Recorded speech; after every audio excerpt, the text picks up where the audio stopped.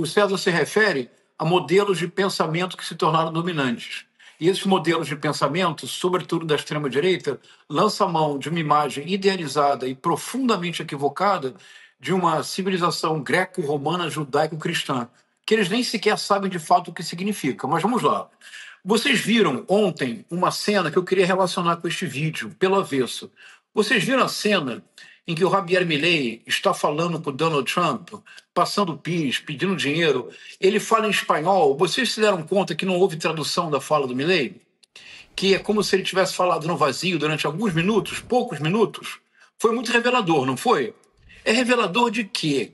É revelador da total incapacidade histórica da extrema-direita de realmente compreender o que aconteceu. Então vamos lá. Há um historiador mexicano que eu queria recomendar para a nossa leitura, Vivi, para a nossa audiência. Ele tem um ensaio que eu considero um dos mais inteligentes do século XX, que é um ensaio chamado La Invención de América, a invenção da América. Qual é o ponto de vista dele, William César? Olha que coisa absolutamente genial. Ele afirma o seguinte: Cristóvão Colombo não chegou à América. É surpreendente, não é? Você diz, mas como não chegou à América?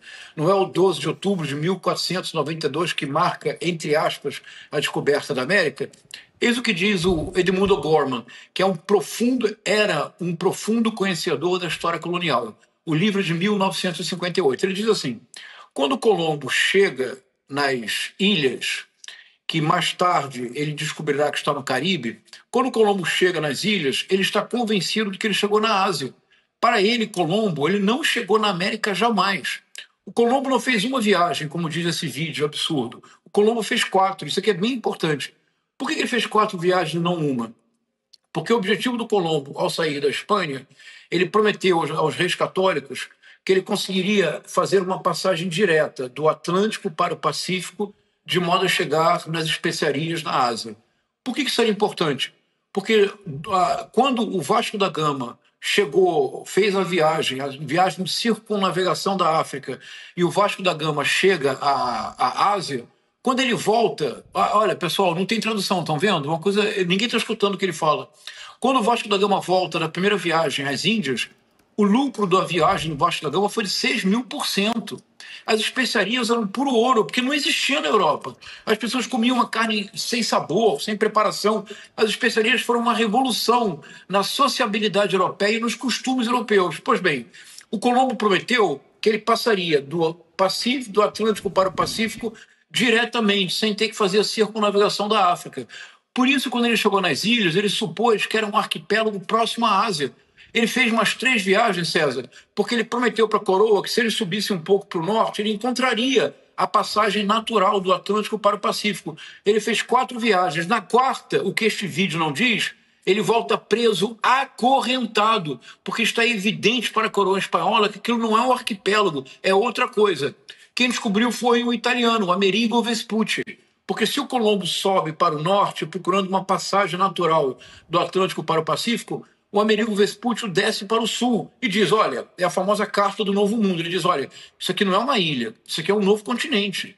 Isso é bem importante. Por quê? Porque para o Colombo morre convencido de que chegou à Ásia. Então, historicamente, do ponto de vista correto, o Colombo não descobriu coisa alguma.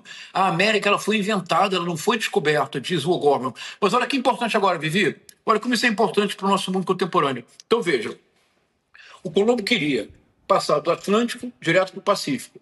Foi possível? Foi. Foi preciso, em 1904, construir o Canal do Panamá.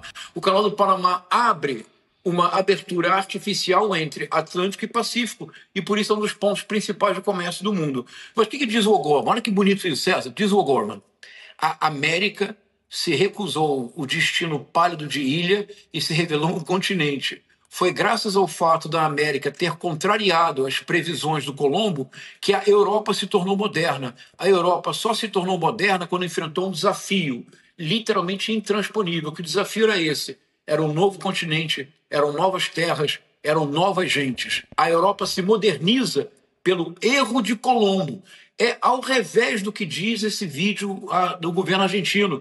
O Colombo não descobriu a América, o Colombo nunca pensou que havia chegado na América. O Colombo morreu na Espanha convencido de que ele havia encontrado o caminho para as Índias, que ele havia encontrado uma passagem do Atlântico para o Pacífico. Isso quer dizer que que a verdadeira vocação latino-americana, a nossa vocação é ser um permanente desafio epistemológico, como dizia o César, ser um permanente desafio aos modelos de padrão dominantes de pensamento.